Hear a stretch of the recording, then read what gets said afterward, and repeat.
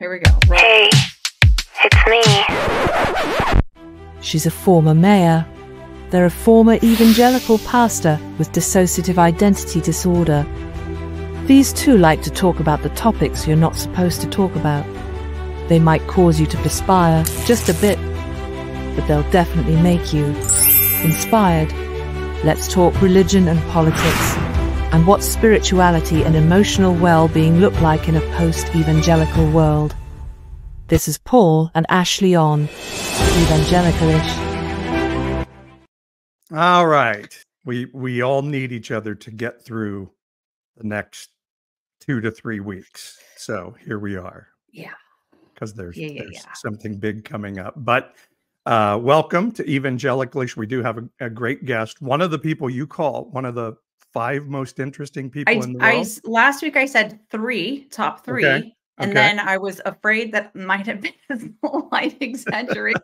So I changed it to 5, but still that's really high because I talked to a lot of interesting people. So I'll introduce Joaquin properly in just a moment. But yeah, I'm super excited. There are very few people that I'd want to talk to, like whatever we are 10 days before the election, than this person. This person has so much insight and just kind of absorbs all the stuff and then like represents it in a way that's very easy to follow and interesting. And I think folks are going to love hearing from Joaquin Alvarado.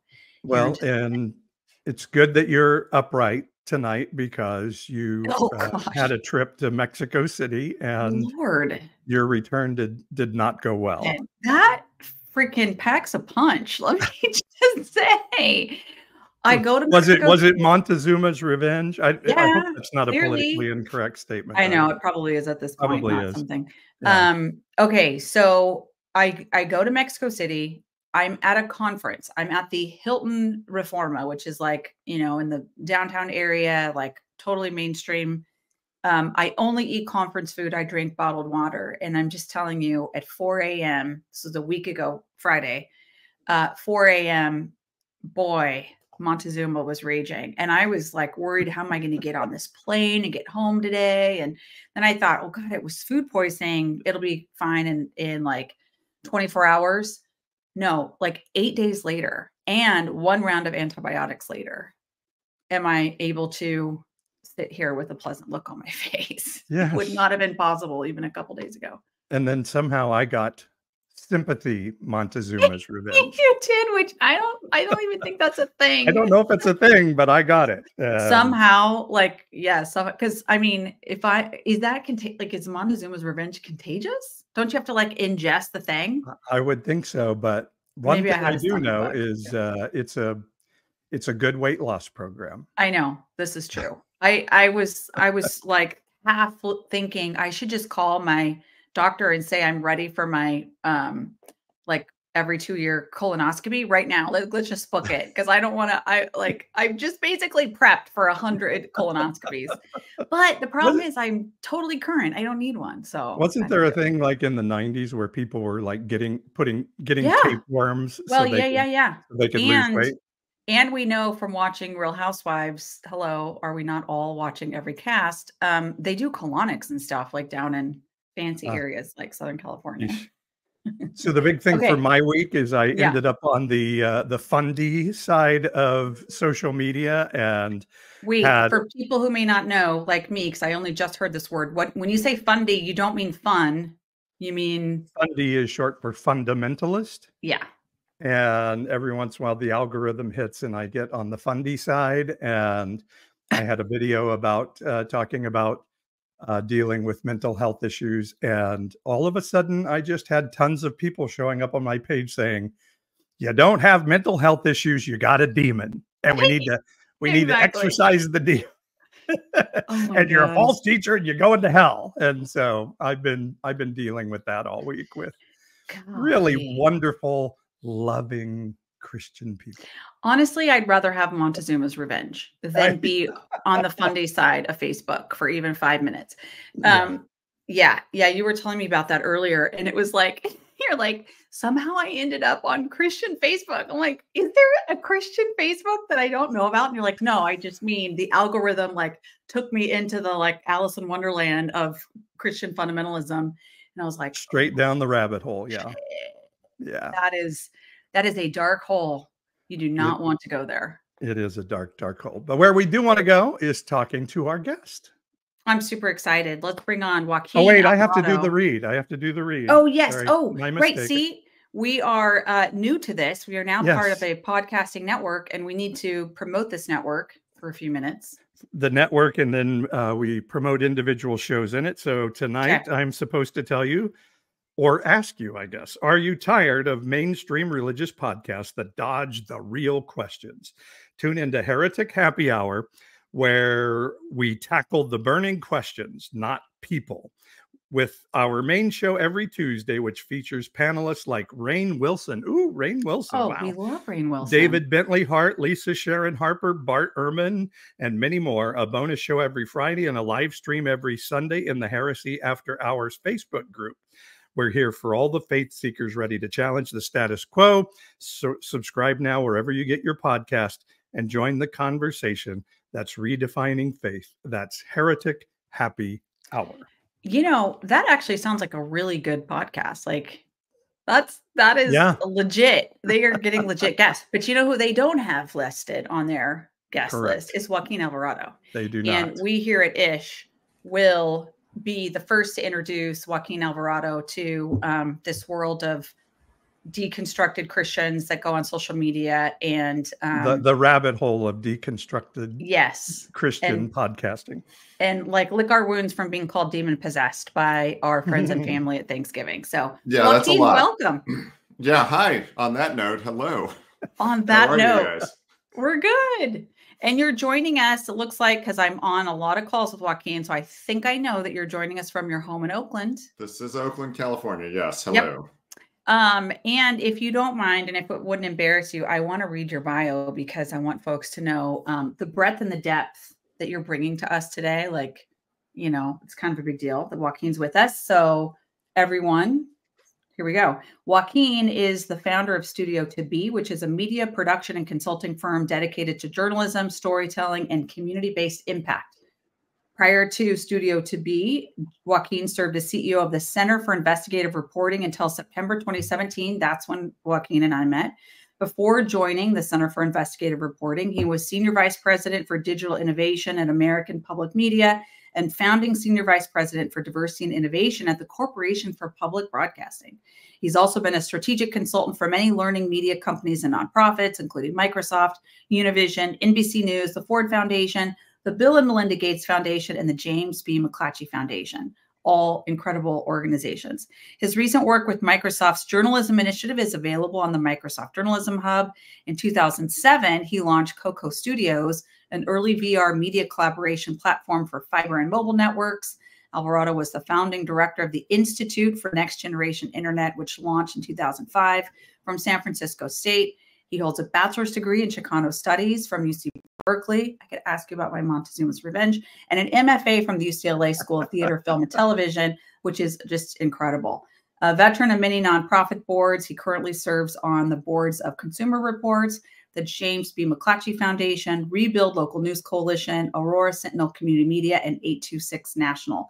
He's the co-author of the 2-volume Contemporary Chicana and Chicano Art, which you can find at Bilingual Press 2002.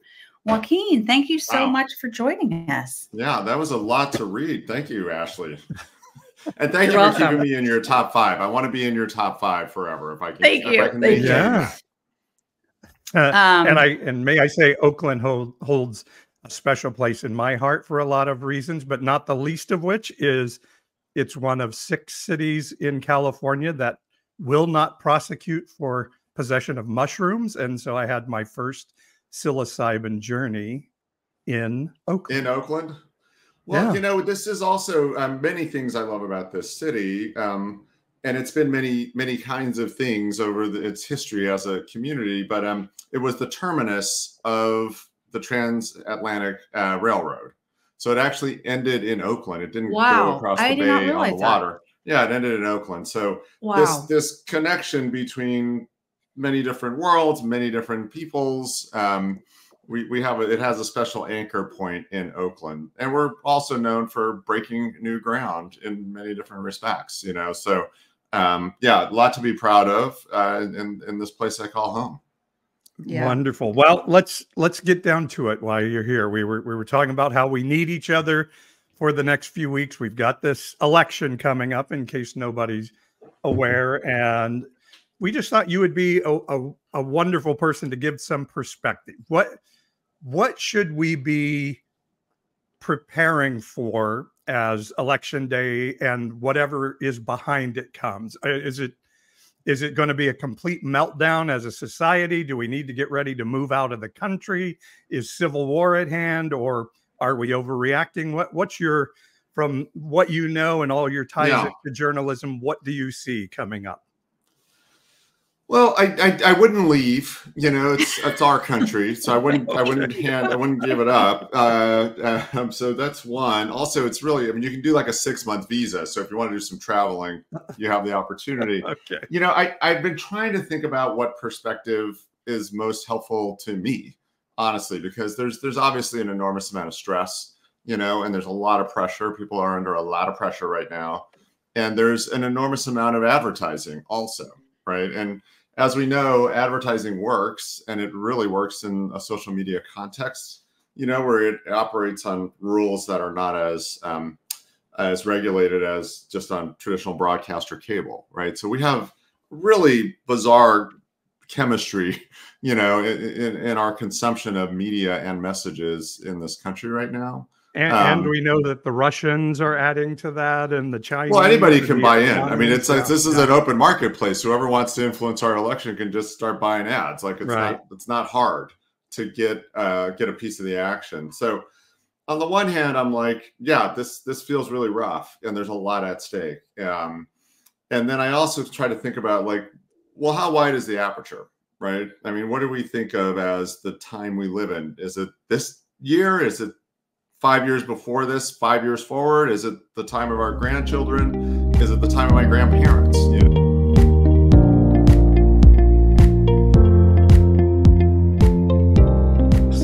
I really, at some point, I feel like we need to organize and chart our journey over these last, let's say, 4 years, light bulbs that came along the way, because it's all now starting to make sense as to like, why this, why that, and like, oh my gosh, it's just been really extraordinary. And I feel like I'm kind of just having this amazing spiritual connection times, and I'm so grateful. It wouldn't have been possible if it wasn't for your crazy, rebellious, heretic ass. In fact, that's a good segue to say this. Y'all might get tired of hearing me say it, but if you haven't already, if you're listening to this, you're enjoying it, you're finding like, hey, I'm getting something out of it, definitely share it with other people. 1, 2, make sure you're subscribed. You can subscribe to our YouTube channel.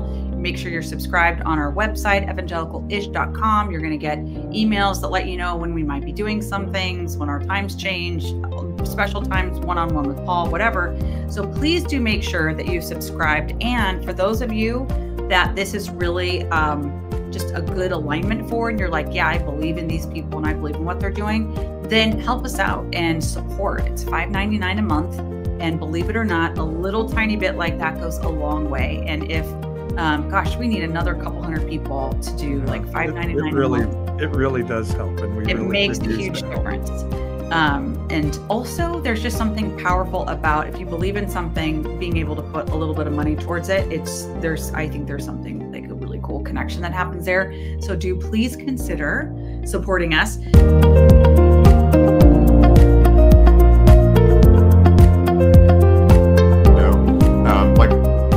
By the world we're living in, like, what's the clock?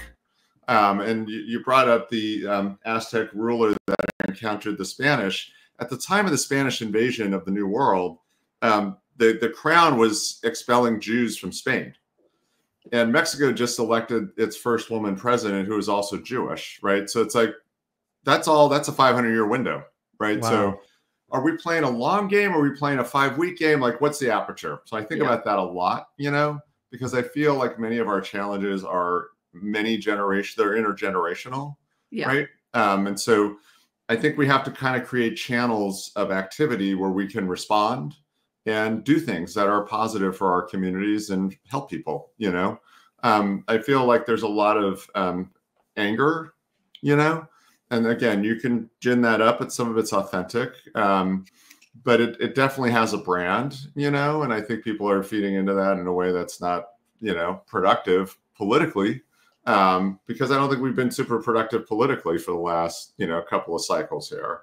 And as a Gen Xer, I'm just like exhausted by boomers. I'm just exhausted by having to live in that world. I feel like we need to help millennials into the process, and we need to do our job and get an at bat here. So I also think about just the generations kind of colliding. So to answer your question, you know, it's like, is there rule of law in the United States? There still is, you know, that's worth fighting for. That's worth protecting. And I don't have absolute faith that it's impenetrable, you know, like it might be on the ropes, depending upon any outcome, right? Yeah. And I think the other thing I really do worry about is not so much civil war as just political violence, right? Okay. Yeah. And where we've seen and chaos, maybe. Yeah. Well, it's like we're a huge country. Most people want to get their kids to school and get gas and go to the grocery store. Like, you know, people keep quoting the Civil War, but there's 40% of the U.S. economy is not willing to start buying guns to shoot the other 60%, right? Like, I don't see people wanting to kill each other, except if you have political violence, which I think is highly probable at this point. And we don't really know what to do with that. Like, what do I do? Like, what does the average person do to respond to political violence? Which is why I think January 6th was so disorienting for folks, right? Because you could see a lot more of that, but with worse outcomes than even that, which was pretty terrible. Yeah. So follow up on, like, let's imagine for just a second, let's imagine a second Trump term.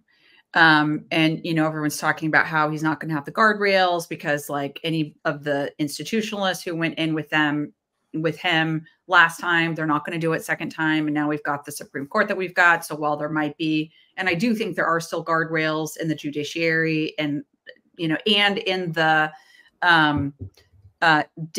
what is the word? Decentralized governance that we've got across the country. Yeah. Like that's obviously guardrails, but, do you, like, I have to say, a lot of times when I hear his stuff, I do think it's a bit of like showing off and like blah, blah, blah, and just kind of like appealing to that brand, into whipping those people up.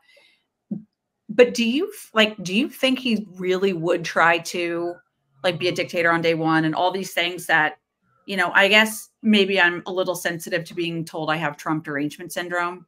Yeah. And I'm just wondering, like, how much of this do you think is real that you hear in his rhetoric these days? Like, you know, 60 minutes to be off the air and all that kind of stuff. I think that you have to listen to what people say. You know, I also feel like it's a lot of messaging and marketing, you know, and this is not somebody who is an actual fighter, right? Like, this person didn't serve in the military and I don't think has ever been in a fist fight. Like, but there's a lot of people who could be triggered and propelled, right, in a way that is hard to control. You know, could you reseed, you know, this enormous bureaucracy called the federal government with loyalists? Sure, that could happen. And if you look at, you know, governments that have been more autocratic, that's exactly what happens, right? That's how you sort of manage favors. But, you know, the U.S. democracy requires constant vigilance, and it has always been imperfect, right? So I think that what we're ignoring is that there are, you know, hundreds of millions of us who want to live in a free civil society, right? And I could pinch my nose and have somebody in the White House that I don't agree with politically and wait my turn 4 years from now, I'll vote for somebody else. I think most of us don't want to live in chaos, right? Yeah. As much as it's tempting to take the bait on that. That being said, it's easy, you know, once you start going downhill and you're picking up speed, you know, will the brakes work? That's a question we have to ask ourselves. That's it. You know, I think all the time, I love that, that word picture, you know, when you're coming over the grapevine, for those of you who have ever driven like straight up from Southern California to Northern California. And there's this point where it's like, they have the runaway truck ramp and it's like, you know, first it's the gravel, then it's the, you then know, it's the guardrail, then it's elevation, the elevation. And then you're just launched. Then it's a full launch. If you cut through all that, forget it. No, then you got the barrels of water. And then if you're still going, like, you're just going to kind of go over. So I always think about that visual of like, okay, we're in like definitely in the gravel right now. And like, we've got a couple more things, but just like thinking about, we need to throw a few more trash cans in the way. And that's it. That's it. Okay. Well, it's also like, but you have to, like, the thing is, it might be too late by the time you get to the gravel pit because other things are going to go wrong, right? It's not just your brakes, your steering, right? You might lose it, right? Like the radio might break and you don't know what's happening. So I think we have to not catastrophize, right? And again, we got to wake up the day after the election. Like, what's the 48 hours after the election? Right. Yeah. What's the 12 weeks between the election and a new administration? You know, and there's a lot of variables out here that I think that certain forces win if they narrow down what we are trying to consider here, right? Like, we're worried about everything, but what do we really need to consider? Right. Like, will there be enough, whoever wins, will there be enough like infrastructure in terms of like police and National Guard in DC on Inauguration Day, right? On the certification day, right? Whoever wins, I'm saying this, whoever wins, right? You could have some violence break out at various state houses, given the sort of ratcheting up, right, of the rhetoric around, you know, voting in many states. You also have a lot of disenfranchised voters out there who are under enormous restrictions and just trying to exercise their rights, you know? So it's like, there's a lot to try to pay attention to, right? And I feel like it's like we need to put the country into a really good emergency hospital setting. You need lots of specialists, lots of nurses. You need the security guard at the waiting room. You need toilet paper in the bathroom for the family. Like, you need a lot. A lot needs to get dealt with. So I think wherever people can come in and take their piece of it, now's the time. You know, go ahead. Well, I was going to say, like, sorry, real quick, and I know, I'm like dominating the time here, but get in there. Last show or the show before, I can't remember. We brought up John Delaney, horse in the hospital. So if you haven't seen that bit, I mean, that's exactly when you described the like everyone get ready for triage, and then also watch John Delaney's comedic bit on horse in the hospital. It's like so dead on. But two follow-up questions, and then I'll stop, Paul, and you jump in. But so when you think about, because I think a lot about this, like, okay, sort of who's standing which posts, who is in charge of what, again, decentralized everything. Like, I imagine at the, whatever, it's DNC or, the Harris campaign, there is like a person that is in charge of making sure every lawyer that can possibly be enlisted to protect the, local various swing state elections, like, those folks in the hundreds, if not thousands, they're ready like right now, or they're getting ready right now. Like, you can imagine the political side of it, but who is centralized that is thinking about safety? I mean, I guess it's governors and, town administrators are thinking about like local law enforcement and National Guard kinds of decisions, right? Like, well, sheriffs are having to arrest people right now who are taking shots. Somebody was arrested, I think, yesterday who had been attempting violence in Phoenix, or in suburban Phoenix metro area, right, against a polling place or one of the DNC offices, right? Like, you've got a layer of unstable people who will get triggered into doing, violence or attempting violence. That's one piece. Then we've got, how do you manage a mob? Like, if it shows up in your town, what's the responsibility of free people if a mob tries to like take over the government? What do you do then? But then I like your layout here, Ashley. It's like, where are the lawyers, right? Where are the judges who are going to hear these cases, right? Like, where are the journalists who are going to cover the stories? Where are the faith-based institutions, temples, churches, right, that are going to have conversations to say, again, we can withstand 4 years of distaste, right? We can't stand 4 years of complete melting down as a civil society, and there's a lot of folks who would love to see the United States melt down, obviously. And it's what worries me the most about it is, I mean, I don't think Trump is a strong man. I don't think he's necessarily evil. I think he's just a little boy in need of attention, really. But it makes him dangerous because he's incompetent, and he basically is in favor of whatever the person in front of him is saying, so he can get that person to call him sir. You know, that's all he really wants. And so if he loses the guardrails of competent, normal people around him, and even if we have good, like what happens this time if he's in office and we have good judges that makes good rulings, and he says, nah, I disagree, and refuses to comply? Like, what do we do then? You know? Well, I mean, you know, there's famous sort of moments in history where presidents did refuse to enforce, you know, Supreme Court decisions. You know, we know that, and it led to terrible tragedies. You know, I have a lot of faith. If I can interject, we had Howard Baker going to Richard Nixon and saying, dude, you got a problem. We don't have that guy anymore. Those guys are all gone now. We just have Marjorie Taylor Greenes on the Republican side now. Well, but let's take it from the other side, right? Like, you know, I believe that the men and women serving in the U.S. Armed Forces believe in this country and took an oath to serve the Constitution. Would they act against their fellow citizens in a way that was blatantly unconstitutional? Right. Like police officers, right? Like, I believe that the men and women serving in police officers, those persons, you know, took an oath to serve. And again, imperfect. And there's a spectrum of humans in there. But I think that if the thought exercise is like, how bad could it get, right? I think that the thing that I would worry about more is that we take something which has for 200 plus years managed general forward progress, imperfect, but general forward progress, and turn it against itself. Yeah. Right. That's the thing that I worry about more, actually. Yeah. And that's actually that's the Titanic, right? That's the like sinking. Yeah. Yeah. And there's a lot of folks, obviously, in the geopolitical space who would love to see a weaker United States. Right. So again, it's like, what do we need to do to retrofit? Right.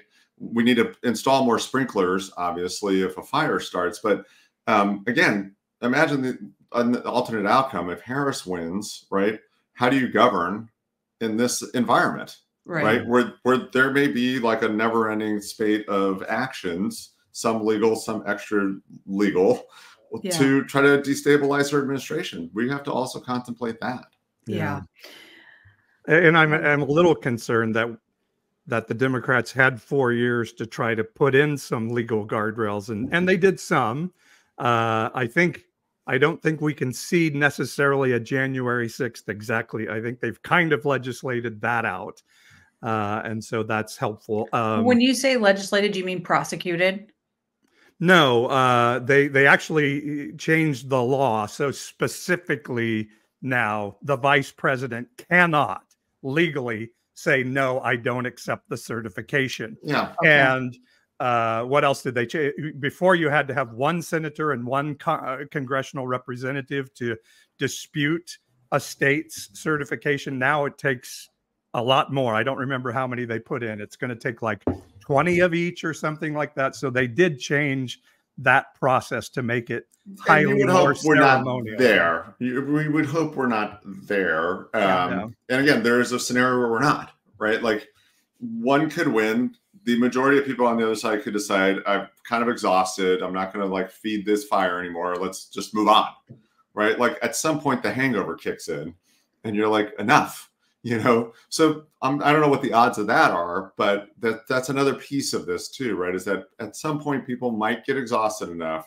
to be like, I just don't want to hear this stuff anymore. It's been going on for we're like in year 10 of this same cycle. Right. I see Kevin Bacon from Animal House, if you've ever seen that, when he all is well, all is well, as everybody, as the parade runs. Well, and I'm like, come on, let's give the 40-year-old a chance to do something with the place. Okay, it's like, enough already. Like, let's just let's get some new people moved in and see what they do with it. Let's talk about the role of journalism. And I'm just curious, imagine that you were the, I don't know, news director or assignment editor for like the New York Times. How would you be covering where we are right now? I'm sure you see everything that's going on out there and all of that. Like, is there a story angles that you think the national press is missing? Well, I think, yeah, there was an op-ed in the Times today that argued, the disproportionality of young women supporting Harris is actually a much bigger story than young men supporting Trump. Right? Interesting. Like, Okay. it's just orders of magnitude more extreme in terms of Wow. how it weighs, Uh-huh. And we have seen certain things like a decline in community colleges, for example, in California, a decline of male enrollment, right? And so something's going on here, right? Again, who's best to solve this problem, right? The administration of the K-12 school districts that feed into the community college in your part of the state, or somebody in the White House? Honestly, it's like, Yeah. I almost feel like we've trained ourselves, and this goes back to the Cold War, where like the country stood against communism, right? We're in a nuclear stalemate. And so everything channeled through the White House, right? Like everything was in DC. And really, it's like we have to take more responsibility for what the hell's going on, honestly. So I'd love to see journalists really focus in on who fights the hardest to participate in the process, right? Who is the most rigorous debater, right? Who is going to, again, if you're the senator, whoever wins in Texas, right? You have millions of people who didn't vote for you. Show me something. What are you going to do for the people who didn't vote for you, right? And I'm almost dying for somebody to show up. And I think this is going to be generational, right? Because we're too trained up in Gen X. We look north to the boomers. I want somebody who just doesn't believe this is the way it needs to be. Honestly, just doesn't believe it has to be this way. Starts telling a different story, and that story can win. It might take another generation for it to win, but a new narrative will win. Oh, so you'd be interested in like trying to find that thread now. Like it's got to be out there somewhere. Yeah. Give me those people right now. Okay. And if something really terrible happens, those are also the people who are going to hold the line in each community, right?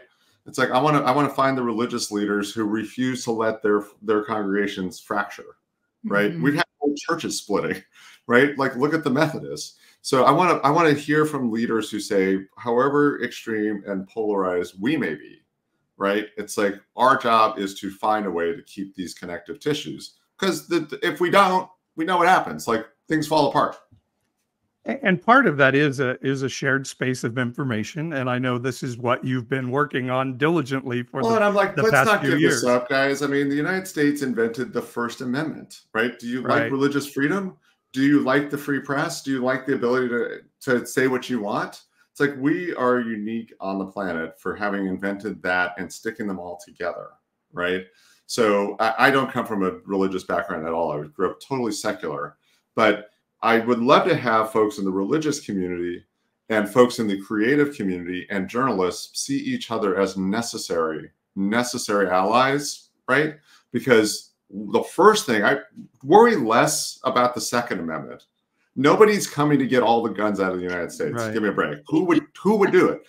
But worry about the First Amendment, right? Because that's the one where you could start to kind of dilute it. You could start to peel it away, right?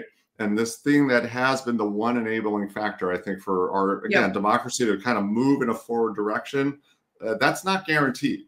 Okay, like that's not guaranteed behaviorally. Like that could get diluted rather quickly. How do you think journalism has operated in this election season, and maybe particularly when we think about the use of sort of niche media with Trump going on these sort of right-wing bro incel podcast, or Joe Rogan, and Harris has going on the barbershop podcast the other day and call her daddy, and how has journalism worked to help inform the public? I mean, listen, we're a nutty, humongous country, okay? This is like goes back to freedom of expression. If you want to listen to a 3-hour interview with somebody, knock yourself out. Like you should have the right to do that. I think that working journalists, right, who are paid to cover issues and have an editor, right, who's going to hold them accountable, right? Like a lot of people don't realize there are libel laws, right? You can get sued if you like misrepresent something as a journalist. You have to have insurance, right, for your newsroom or yourself. So there's a great freedom in the US to say you can't certify a journalist. The Supreme Court said anybody can say they're a journalist if they're doing journalism. Again, that's a First Amendment protection. But you then have a responsibility to do journalism. So I do feel like there's been very strong local coverage about the impact of the economy, right? The impact of immigration. Like, there's actually great local coverage about what's happening in immigration. It's not the story we're hearing nationally, right? I've been part of saving a local paper in Aurora, Colorado, the Aurora Sentinel, which is now community nonprofit owned. They had the story from day one that the whole narrative around the Venezuelan gang taking over those apartment buildings was actually not true. And it was fed to some media by the landlord, right, who didn't want to fix up his buildings. Right. This is like a bum landlord situation, right? And then it got out of hand. And then you had the conservative mayor, right, and conservative city council person who was fanning the flames originally, trying to pull it back because it did not represent the amazing community of Aurora, where, by the way, like, immigrants start businesses in Aurora. They start businesses. They create jobs, okay? And the vast majority of them are doing it legally and in a safe, civil way. Like, it was the exact opposite of who that community actually is. And the local paper had that story from the jump. How did the local paper, like, would you say that over that cycle, were they like in it, like pushing the accurate reporting? Did they end up holding that mayor accountable? Like, we were the reporters in the city council meetings, reporting on it and reporting on the lives of, like, we actually talked to people who lived in these facilities, in these buildings. They said the gangs aren't the problem. The problem is nothing gets fixed here. Yeah. Right. The problem is this is basically not a safe place to live because of the environment. Not the gang wasn't the issue. Yep. And that did eventually surface. I mean, we heard about it national news. So like that frontline local and it tells reporter, the story, though. This is where at some point we've seen people can just disconnect from the reality, right? And this is where journalists can't solve for somebody who doesn't believe in the possibility of a fact, right? Who refuses to understand verifiable information as a concept, right? So if we're moving into a political environment or an information environment where verification, professionalism, right, like journalistic standards don't matter, then I mean, welcome AI. I mean, start hallucinating now. It's fine. Because I deal with people on a regular basis who believe Haitians are eating cats in Springfield, Ohio, who believe Joe Biden never talked to the governor of Georgia, despite the Republican governor of Georgia saying he did. That Democrats started, created the hurricane. You know, I mean. But Paul, let me ask it differently, right? Like if and again, I grew up totally secular, but if you were in a Christian, faith, if you were in a church, and you started making up parts of the Bible, somebody would call you out on it, right? Theoretically, yes. You're just like, hey, what about this part of the Bible where this happened? You're like, that's not in the Bible. Like, sorry, maybe not a good example. Not necessarily, because people believe some pretty crazy stuff. But let's pick another faith tradition, and then maybe different faith. I'm just saying, like, it's like there's a breadcrumb trail here. Okay, like let's just like you can actually like it's not that hard to ask a reporter how they did a story. They would love to tell you. And we were talking about this the other day on the podcast here, like, call your county elections office and ask, how do you verify that the vote is legit? Or call your local school. Call your local school and say, do you have any kids using kitty litters in their classroom? Actually try to find out if this is actually. Don't even ask, but there is reporting on these things. There's great local reporting about the Haitian immigrants in Ohio. Right. And there are challenges on some level. Right.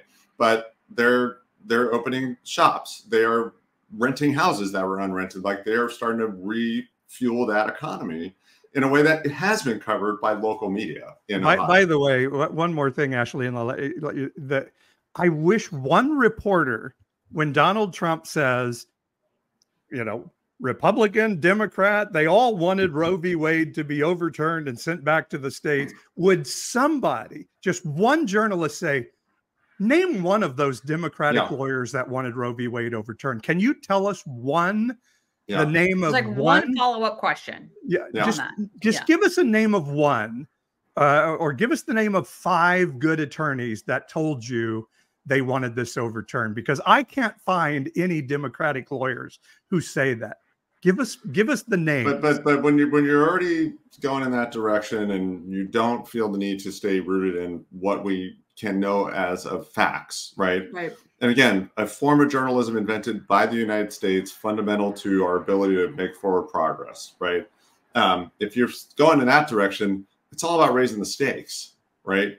You have to constantly raise the stakes. And this is a playbook that goes back to the McCarthy era. It's like, you never apologize, you always escalate, right? Yeah. It's very simple, which is why it's getting more extreme the closer we're getting to the election. But it was just a little bit fun to see that great journalist, Joe Rogan, at least say to Trump, so when are you going to bring all this stuff out? You know, all this stuff that happened, when are you going to bring? And it stopped Trump in his tracks. He was like, he had no answer for it. Yeah, so at least there was that. And then Rogan said a whole bunch of shit that wasn't true. But I walk around the corner this morning. It's Sunday morning. It's our, you know, kind of like in our household, we try to have, you know, a little bit of like quiet and sort of our Sunday morning, whatever, spiritual practice, our own version of church, our own version of it. We're going to have our coffee. We're going to like be contemplative, whatever. I walk around the corner and Paul's got Joe Rogan like blaring in his office. Plus he's like watching, videos on his phone, and he's got Rogan over here. And I'm like, what is happening right here? Yeah. He's like, juxtaposition. But, you know, I mean, just a like little snippet of the difference between needing to win something in the court of public opinion where, you can kind of say anything, First Amendment, and then versus in a courtroom. When I served in local government, probably 90% of the like big issues that we needed to get decided for that forward progress that you're talking about happened in our council chambers. So that was the world of, you know, given the vote, 4 or 5 of 7 people at any given time needed to agree on a thing. And you knew how to maneuver those people. And it was like conservative talk media for some people and, you know, Latina press for this. I mean, you just, you know, you're constantly trying to like make these folks for a minute be influenced in a manner where they'll agree with what you're trying to say. So 90% of the time, that's what we were doing. And definitely the case that like facts were certainly not being considered. We tried to inject that quite a bit, and we had a pretty good legislative body. So I'm gonna say overall, I think, you know, like we were able to do that. 10% of the time, we had some very big issues that were resolved by judges. Mm-hmm. And do you know, it was like heaven on earth when we had to be in a courtroom versus in our council chambers. Because I mean, you could make the case and facts mattered and you just could pound like this. And I'm telling you, the difference between, you know, objective, rational, evidence-based decision-making versus trying to spin and maneuver people to like get their constituents to be okay for a second. So it was night and day difference. And it's exhausting. And it's just like, if our communities, our neighborhoods that, you know, represent these council members or like hold these council members accountable, if they're not caring about this kind of stuff, then those council members certainly aren't going to. Well, it's easy to like give that power up, right? The power to do analysis, form an argument, go advocate, compromise, get your win, right? Sometimes you can be totally right. Like, I'm picking this and this is the winner. Other times it's like, let me get 50% of mine and 50% of yours, right? This is how we live in a civil society. But data driven, let me just like bring up something that we're on the cusp of, right? It's like our grandchildren will live in a world that is dominated by machine learning and artificial intelligence, right? Think about the number of functions today that anybody like us or anybody listening to this did, which were tracked, right? By your phone, by your networks, by all of the security apparatus in any community in the United States. Like, think about all of the commerce that you've done on Amazon. Think about what it knows about. Think about what Amazon knows about you. Yeah. Right. Now add 10 years. Add 10 years. Yeah. Right. Add social media. Right. So if we're comfortable letting go of the facts, there's something that is happy to be the one providing all the facts because it's watching us every single day. Right. Yeah. And again, it's like, what's the aperture? Are we worried about the next 10 weeks? Are we worried about the next 10 years? Are we worried about 100 years? Yeah. Right? Like, what are we responsible for right now? Has like every dirty deed on every member of Congress, like whatever that any person of influence has done, they've got it. Can you say a little bit more about that? Like, what's going on with that? Well, I would zoom out even further, right? If you think about what is available, right, online about you, not even on the dark web, right? Yeah.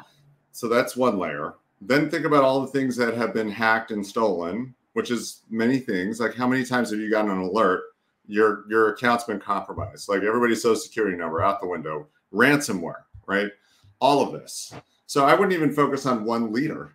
Anybody who's got resources can pretty much, in my opinion, pay to get access to many things. And there are lots of technologies. If you, again, read journalism, lots of technologies available that governments do pay for to spy on journalists, for example. Like, lots of reporting on this. And I'm not going to say what they are for obvious reasons. But like, the idea that somehow, right, you're living in this clean environment, right, where nothing is ever going to, like, it's an absurdity. In fact, the opposite is true. We should assume, right, that whatever compromise there is to have, people have it. Right. Yeah. Which is, again, why I think politically this is one of the challenges. And I really do think it's just a challenge. How do you do this with 300 million people in a country? Right. Is building up political leaders, right, who stay totally accountable to the communities they serve. At some point, you have to flip into being a fundraiser. At some point, you're running, Kamala Harris is running $1 billion, a 3-month startup with $1 billion+ to spend. Right. How is this politics? How is this politics? Right. Yeah. And so, again, it's like we create the need for this sort of national sort of narrative without really recognizing what it means, you know, to maintain those connections and that authentic, accountable relationship to where you're coming from. It's like at the end of the day, you end up representing two sides, which are an abstraction of what is actually going on in the country. So we got to get the money out. We got to get the money out of politics. And but you know what it makes me think of, and you don't have to necessarily comment on this individual instance, but it makes me think when we go like, why would Ted Cruz bow down to a man who called his wife ugly and said his dad killed John Kennedy? What else going on there? And it makes me say, what leverage does Trump have on him? You know what? Well, I don't think he needs leverage. I think Ted Cruz, like any husband, again, I'm not advocating this, but you could just punch somebody who was talking that kind of trash. I'm like, what's a guy in Texas to do? Somebody's literally talking trash about your partner. But again, it's like, once you let that narrative into the politics, once that's the kind of like trash talking, you're just debasing people, right? You're bringing people down into the gutter, right? You're authorizing, right, the worst tendencies in people, right? Rather than saying, we're going to leave that behind, right? But we've seen a lot of this. Yeah. Right? Think about the language that's getting used. It's like, what person would want their child to speak in these terms in any public forum, let alone this one? This is like question 1B or C, and then I still have another question. I want to make sure we talk a good amount about local journalism, what you got going on with that. But can you say a little bit about just the whole shit show that is regulating / not regulating social media? What is that debate? What do you think is a common sense approach there? Talk about that for a minute. Well, I think that, you know, again, this is one area where I think conservatives and liberals, like everybody could probably get behind some Section 230 reform, right? Mm-hmm. Like when the Telecom Act was passed that created this sort of, you know, protection, right? It was the right call at that time, not knowing what was going to happen. But why would you leave it alone for 30 years? I mean, we know what the harms are, right? We know what the harms are. And not having accountability structures built in means we're divorcing ourselves from the need to govern ourselves. So anybody can just show up and do anything if it's on social media, and that's really okay. So I think this is a space where, again, certain states, and I'd love to see a whole spectrum of political, like, you know, environments come to the same conclusion, which has been brewing, right? Is that we need common sense regulation of these platforms, because the unfettered ecosystem that we have right now is producing an enormous amount of harms. Did the Dems do something hinky with social media around the 2020 election? No, I think if you want to influence social media, you just pay for it. Like, it's not hard. None of this is a conspiracy. You just buy an ad. Money in. Yeah, money in. I don't know. But this is, again, like, if people want to fear something, right, add 10 years to what technology knows about your daily lives. Do Forget you your political think, persuasion. Add 10 years to where we are right now. do you think like when I California, when I go to Lowe's and buy a light bulb, and then I come home and there's nothing but light bulb ads on all my social media. Well, but also your light bulb will be on Wi-Fi. Your light bulb is on Wi-Fi right now, so you can change the color temperature. Yeah. do you think California has any chance of doing some kind of like rational, smart social media regulation? Would you see our state doing that? I do think there's a chance. I don't know if this administration will be the one to do it. And again, Right. I think it's a different generation needs to step up on this issue. Yeah. You know, like we're seeing it through the prism of all this growth that happened over the last 30 years, 28 years. And I think if you're Newsom, we have 7 times the tech sector jobs as Texas, who's in second place, Yeah. right? So you don't see like nobody's really like if you talk oil and gas in Texas, they're like, no, we're going to keep doing this while we invest in renewables. Like you don't give up the lead, and I think that that's a fair thing to say. At the same time, we have gotten cars to be a lot safer. We have gotten cigarettes out of general public consumption through public health, right? And people learning. I don't want grandma to die when she's 60. Like I'd rather have grandparents. So we've made a lot of progress, and I think California, again, I take a lot of pride in our courage and our willingness to be in front on certain things. I think that we could be more strategic about building some partnerships state to state, But yeah, I think we have a wonderful chance to do it, and I think it's our job to do it. I just think it's going to take somebody, maybe one generation younger, middle-aged millennials, let them take it on. But they got my vote. Yeah. So close us out with just what you would want folks to know about this movement to save local journalism. How can folks get involved? Like you're literally one of the nation's leading experts on this and like on the front line in some very specific ways and very specific communities. Share what you want on that point. Well, I really do believe strongly in what the Constitution is and what it has enabled, right? And it is extraordinarily flawed. It had codified slavery, right? We had to get a lot out of it, and we had to fix it, and we had to evolve it, which is all in the original, right? This was in the original algorithm that the writers of that Constitution developed. So, if we want to govern ourselves, then we have to be able to do the kind of local, state, national, regional, topical journalism that provides information to people to make decisions. And journalism has always had political camps. It was highly polarized for years. It's had all the things, but journalists are like plumbers, right? They know how to do certain things, right? And if anybody wants to learn it, it's learnable. You can learn to be a plumber. You can learn to be a journalist. So if we don't want to forsake what the First Amendment means, and again, I think unlikely allies here, right? The creative community, the faith-based community, and journalists should form new kinds of relationships, because this will be the first thing to go, right? Yeah. If you believe either side, like this is the end times, whoever wins here, if it's not my person, the first thing to go in any scenario where our freedom goes down is the First Amendment protections that we depend on. Yep. And you have to use it or lose it. So do journalism, read journalism, or lose it. It's such an interesting point. You're the first and only person I have heard make that point, which is there are all these people out there who are so concerned about their religious freedom and their ability to say whatever they want on a Sunday morning or a Saturday night or whatever. And what gives them protection is the same protection that gives us freedom of the press and like religion and press. That is not freedom of expression. Most people, yes.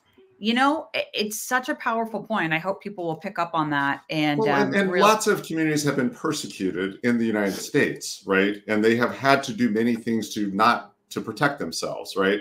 It goes back to that First Amendment. Again, I think the Second Amendment, who's touching that? Come on. Right. Nobody's going to get all the guns out of the U.S. It's not going to happen. But the First Amendment, this is what I actually feel is most at risk. Yeah. You really don't believe in the freedoms of the American Constitution if you're not willing to fight for somebody who disagrees with you to be able to say that's absolutely right what they want to say. Yeah. Yeah. Yes. In public forums, around each other, in legislative bodies. Yeah. It's like, hey, the gamble is that we can actually do this, right? But anybody who tries to dissuade us from the validity of this model, from the power of this model, doesn't want to hear it, doesn't want the debate. Right. You know, the spiritual part of me would say it is only possible when you have value for another human life, which for so many people, like that gets grown in us through our religious or faith-based kinds of upbringings. And so to see the sort of organized institutional religious faith-based leaders being the ones who are assailing, you know, when they actually hold, you know, help cover the flame that is necessary for this kind of interaction with human beings who are very different in a lot of ways. Like, to me, I've said this on our show a lot, like democracy to me is the best reflection and spiritual practice that I can think of in this lifetime. It's the ability to hold a democratic society together. To me, that is more Christ-like than anything else I ever saw on a Sunday in my entire life going to church. And we have depended on religious communities to make the Constitution true, right? Go back to the civil rights movement, right? Like it's taken, this has been a force for good in so many respects. And the day's coming again. I'm sorry. It's like the phone's going to ring. It's like time to step up. I do think though, like, let's start lateraling to millennials. Let's bring up this next generation. I think we're stuck in the sandwich, guys, Gen Xers. Yeah. It's just terrible. I mean, it's horrible. So we got the Cold War. Now we got we never had our moment, did we? We get to complain, though. We do get to complain. Let me say, I think holding the door open is our moment. You know, I think actually, you know, we're the hinge that history swings on. Is you know, we're so impacted by the boomers in good ways and in bad ways, and we're like, we are the ones who have the front seat to know, like, oh shit, we need something different. And our pivot is, I think, what makes this, you know, next generation of leadership possible. So it's a huge responsibility. And by the way, problem. There is biblical language for this, Christian biblical language, and I'm learning that also other religions have good language. But it, you know, Jesus not only said, "Love your neighbor as yourself," but then said, "And your neighbor includes those people that you don't think worthy of love," and said, "If you only love those who love you, how are you any better than the worst people in culture? They love people who love them too. And if you only love those who love you, you're no better. You're no better than them." That's, to me, that's like the underpinning. I mean, again, you could find that same expression in other world religions, but that's the underpinning of a free and democratic society to me. That's like civil society right there. Okay, Joaquin. Gosh, this was fun. We could keep going for a long time. And I'm gonna say, dude, top 3. Your top 3, man. Get me back in that top 3. But I need a little alert. I need like a message alert if I'm slipping. Like, you're moving up in the rankings after this. After this, definitely top 3, and so grateful. And like the other 2 are like not people that I could like text and be like, "Hey, can you come on our show?" Like, you know, I have had one conversation with Barack Obama. I'm thinking he's not coming on ish. But Joaquin keep it going though. Just keep going. Forward motion. I like it. I like it. I love it. And you've made me think, like, okay, those of us who can keep our heads over the next month must keep our heads over the next month. Yes. I couldn't agree more. Thank you, guys. Thank you. And for folks who may want to get in touch with Joaquin, he has let us know we can share his email address. So it's Joaquin at studio2be.com. We can put that in the show notes. Joaquin at studio2be. And that's studio TOBE. Yes. Is it TOO or T? It's just TO. TOB, to be or not to be, Paul. Yeah. Okay. Yeah. Studio 2. That is one of the questions, at least. Okay. Thank you, guys.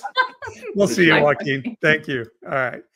Yeah, that was interesting. I'm encouraged by that. And well, maybe I have something I planned for what's on my mind, but I will just say I was listening to a Through Line from NPR podcast today, and they were talking about how we've had attempts at voter suppression in the past that sound very similar to what we might see here in the next couple of weeks. And sometimes it's discouraging to think we're still there, but it's also encouraging to think we've survived this before. Yeah. And maybe with diligence, we can't depend on what has happened in the past, but we can see that with diligence, we can survive it again. I totally agree. I feel encouraged. I take courage from hearing about the nastiness of 100 years ago. That's why I Rachel Maddow's like prequel and prequel and what are her podcasts? Oh, anyway, what's it called? Yeah. Well, It's not Slow Burn, no, although but that's a good one. just basically her content, looking back, like deep dives in history, American history, is like very, very encouraging to me to know. Like these are threads. I don't know if I wanted to be really optimistic, I would say like, hey, these kinds of roots were in place a long time ago. It always goes back to racism of some sort. So it's anti-Semitism, it's anti-Black. Um, the roots, things get surfaced. There's some kind of community response. At least this has been our history. They go underground, and here we are having this great reveal, which some say that's what apocalypse means. The great reveal is like, Yeah. whoa, there's a lot of this stuff still here festering. Now is our chance to know about it and like, you know, resolve, maybe, I don't know, hopefully resolve these deep rooted tendencies in our country. And that's, you said an interesting thing there, because I learned that in this season, that apocalypse does not mean like end of the world or Four a horsemen. war Mhm. that kills everyone or anything. Apocalypse literally means to be revealed, or Yes. things hidden to be revealed. Yeah. Well, do you Interesting. know where I heard that from? Where? You. Yeah. And I heard it from my friend Bob. So I'm quoting you, and now you're quoting me, quoting you. Yeah. You're quoting Bob from Bakersfield. So there we go. All right. Um, I know you're what's on your mind. What's on my mind is like a spiritual one, right? it is today. Yes. All right. So I'll let you finish us Got it. on a big note. Okay. Mine's a little bit lighter. Uh, Mine is what I think is the most underrated TV series of all time. It's called Freaks and Geeks. And I mean, look at this picture. The careers that were launched by this series. I don't know if there's ever been a series that launched. So this is like the main character up front, right behind the word freaks. Do you recognize that young Yes, of course. woman there? She's in the Christina Applegate show Dead to Me Dead to Me. on Apple TV. We love that. Linda Cardellini. She was in Mad Men. She was in Dead to Me. She's been in a lot of things. Behind her is James Franco, Seth Rogen, and then Jason Segel, who Love those guys. was in he was in How I Met Your Mother, which is another one of my favorites, and of course he's in Shrinking, which is a series we're enjoying now. So it was just such a great series. It launched all these. It had these amazing, and I could go on. If you look, Shia LaBeouf was in the show. There was just a litany. What's her name? Rashida Jones was in it, and it just launched some amazing careers. And it was just so well done, and it was just a really great series. And it ended after, I think, 3 seasons. And people were so angry that it was taken off the air, but it was back when we only had 3 networks and all of that. But if you're looking for something to watch, do yourself a favor, watch Freaks and Geeks, and just know when you're just really falling in love with it, it's over, because they ended it far too soon. I'm impressed that you literally had a visual aid for your What's on My Mind this week. So you're like, really, this is really on your mind, because you like went to the trouble to like get that and have it ready to go. Well, because I know how my mind works and I know how yours works. And I was going to mention these actors' names, and then I I'd be like, wasn't going to "Who's be able to that?" tell you who they are. Yeah. And you were Fair. going to be saying, who's that? So I figure if I That's gave fair. you the picture, that would help. You do know me. Okay, so are you rewatching it right now? Is that why? No, Okay. I was thinking about it the other day, and I just love that series, and Okay. I want people to know about it. Okay, that was right around the same time when Fred, what's his name, that young guy, had the like After Years or whatever. Wonder Years. Wonder No, Years. I think Because this those came. shows remind me of each other. I think this was later than Wonder Years. Okay. Maybe not, but I believe so. I believe it was later than Wonder Years. Got it. Fred Savage. I also love Fred Savage. Yeah. Yeah. Okay, And so Winnie. And Winnie.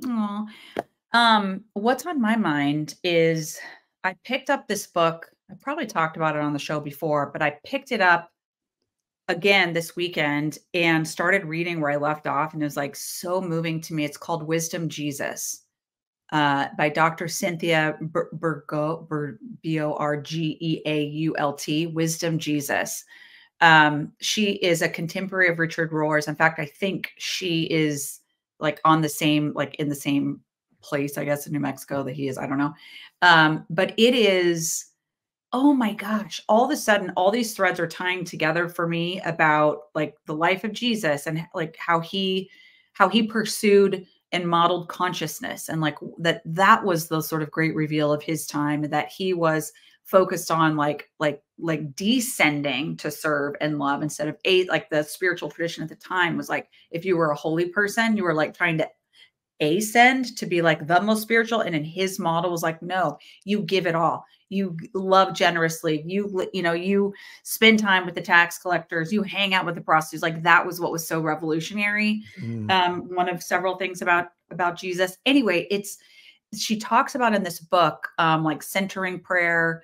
It's just a beautiful blend of like liturgical sort of Eastern Christian, and then stuff that I learned growing up as like a good Baptist kid. And I'm telling you, it's like a spiritual awakening for me, coupled with the other things I've been reading and exploring. So I'm going to just say that's on my mind, and I've loved reading it these last couple of days. Oh, that's beautiful. And so last week, what was on your mind was a different book. So maybe people are wondering, how does your reading process work when you were reading the Yogi Berra book last week? So. Not the Yogi Berra book,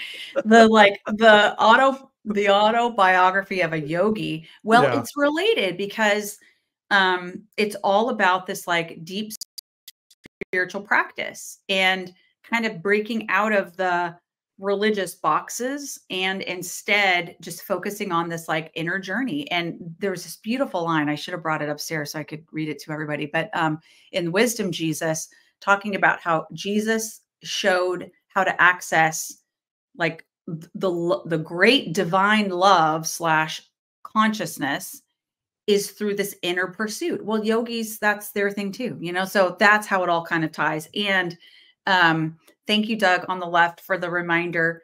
Ren, dear God, let's just put a marker in it right now. That's happening next week. Can we say that, Paul? Yes, we're making we can a say commitment. That. And on Tuesday, our podcast is on Tuesday, which we'll talk. Yeah, we'll talk more about. So but where I want to reflect what you're saying is I do, when my Buddhist friend told me, or when I first started making Buddhist friends or friends with people of religion that were not Christian, told me, Jesus was amazing. Jesus was the most enlightened person maybe ever in history. And I was like, you can't say that. You can't steal my Jesus into your religion. It really caused me to start thinking of, well, could we see Jesus in another way than rather he just came to be a blood sacrifice for a bloody religion? That he actually was talking about something different in the idea of salvation that is more focused on being raised up in your identity than being told you're shit and you need a savior. And that's been just life-changing, I think, my God. For us. Let's talk about what's coming up on Tuesday. On Tuesday. We're live streaming Tuesday this week, not Wednesday. Tuesday at 6 p.m. Pacific.